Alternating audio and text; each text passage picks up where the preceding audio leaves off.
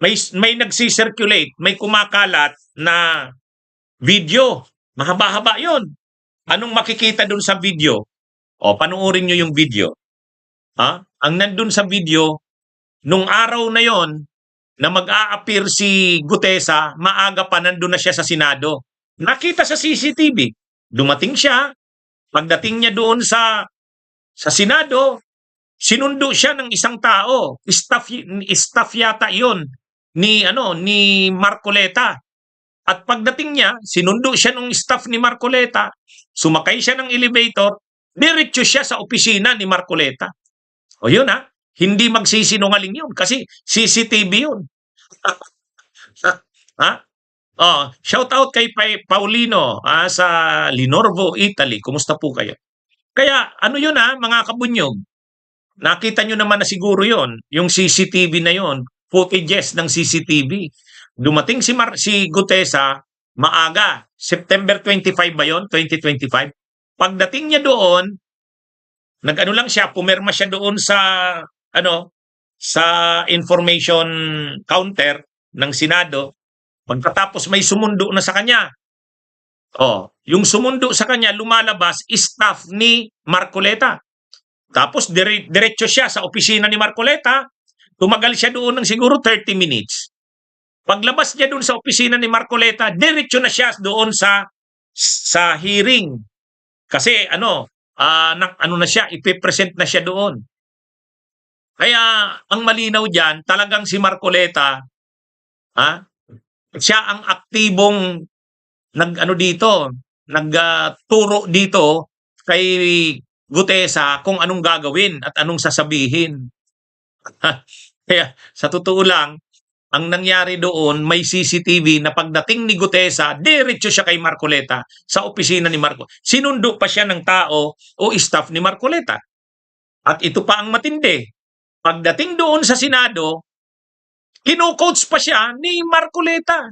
Unethical masyado yun. Dapat kung member ka ng Blue Ribbon Committee, hindi ka naman nagko-coach doon sa resource person. Hindi ka na. Mayroon diyang video, tumayo si Marcoleta. Dala-dala yung papel, natawa ako doon. Sabi ni Marcoleta kay Gutesa, huwag ka kasing basahin mo lang yung nandyan sa affidavit mo. Galit si Gutesa, Marcoleta. Tumayo si Marcoleta, lumapit kay Gutesa. Tapos pinagalitan si Gutesa, nakunan pa yun ng CCTV ng video. Nakunan ng CCTV ng video yun. Sabi ni Marcoleta kay Gutesa, basahin mo na lang kasi yung nandyan sa affidavit mo. Huwag ka na dahan-dahan lang. Huwag kang maglumihis diyan. Nakita niyo ba 'yon mga kabunyog, mga kabayan? Kumbaga, obvious na obvious doon na ang handler ni Gutesa ay si Marcoleta. Pinagalitan niya. Nabanggit pa nga yan ni Gutesa sa kanyang itong affidavit of recantation niya. Sabi niya, napahiya nga ako kasi pinagalitan ako ni Senador Marcoleta. Hindi, pinagalitan talaga siya. Sinabihan siyang, huwag ka nang lumihis dyan sa affidavit mo, basahin mo lang yan, dahan-dahan ka lang. Huwag mo nang dagdagan yan, huwag mo nang bawasan. Basahin mo lang. Galit si Marcoleta. Hindi, matindi yun. O anong ibig sabihin nun? Ang ibig sabihin nun, si Marcoleta ay kino-coach si Gutesa. At dito sa ginawang sinumpaang salaysay, itong affidavit of recantation ni Gutesa, sinasabi niya na ang nagturo sa kanya kung anong sasabihin, ang nagsabi sa kanya kung anong gagawin ay si Marcoleta. Ang unang kausap niya si Mike Defensor at yung manugang nito na nagngangalang Mark. Pagkatapos dumating si Marcoleta. Kaya mga kabunyog, kaya sa totoo lang, dito, noon kasi, sabi nga ni Senador Ping Lacson, alam niya naman na daw na talagang itong si Marcoleta ang handler at may hawak kay Gutesa. Kasi ang pinapalabas nila Marcoleta, ang pinapalabas nila Mike Defensor, Ito ang palabas ni Marcoleta, noon, noon. Ang sabi ni Marcoleta, lumapit sa kanya si Mike Defensor, pinakilala yan si Gutesa. Pero wala silang alam sa mga sasabihin niyan. Kumbaga, voluntaryong lumapit si Gutesa para mag-offer ng kanyang nalalaman. Hindi na ganun eh. Hindi ganun. Yung tama si Just Corp. Marcoleta said, don't ad-lib. Tama. Wag ka na kasing mag-ad-lib. Basahin mo na lang ang nandyan sa affidavit. Ganun. Ganun yung pagkakasabi ni Marcoleta. Pinagalitan si Gutesa. Ngayon, dahil nga umami na si Gutesa, na talaga namang anuman ang sinabi niya, anuman ang ginawa niya, sila Mike Defensor at si Marcoleta ang naano noon. At ang matindi dito, senador si Marcoleta tapos gagawin mo yun? Magpuproduce ka ng testigo, tuturuan mong magsinungaling? Napaka-unethical, napaka-unethical nun. Sa totoo lang, kung ang Senado ay magiging totoo lang, kung ang Senado ay magiging totoo lamang, dapat niyan, in-expel na yan si Marcoleta. Unethical yun. Pero sabi nga ni Senador Ping Lacson, hindi niya yun palalampasin. Papanagutin niya.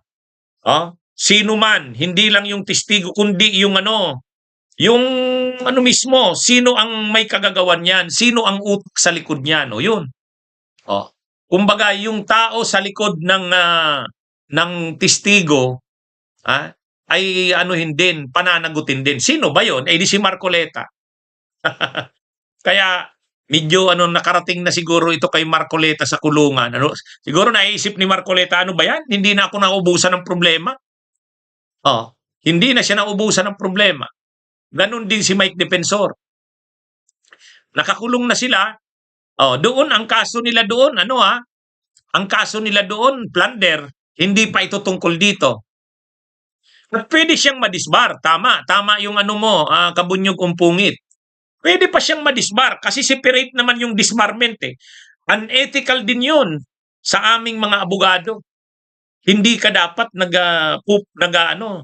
hindi ka dapat nagpo-produce ng testigo na dinoktoran mo, tinuruan mo.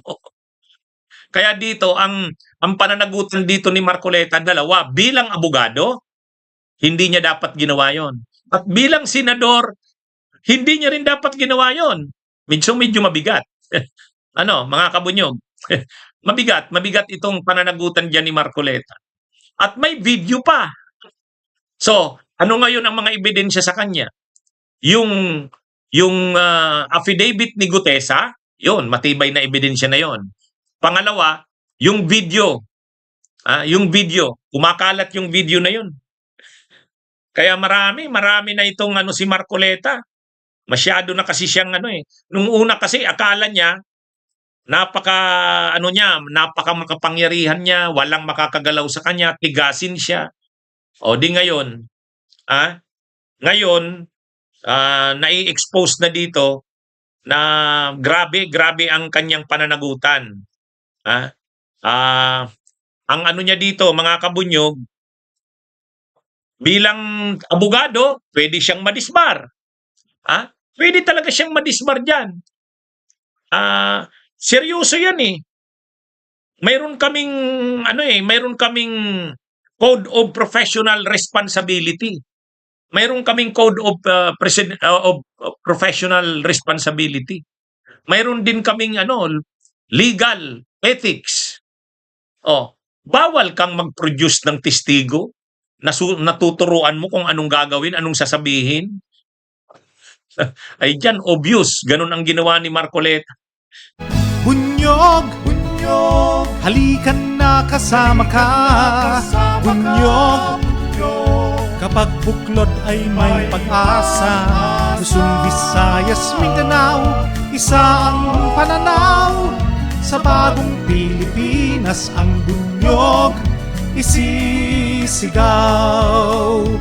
Bunyog, bunyog, bunyog.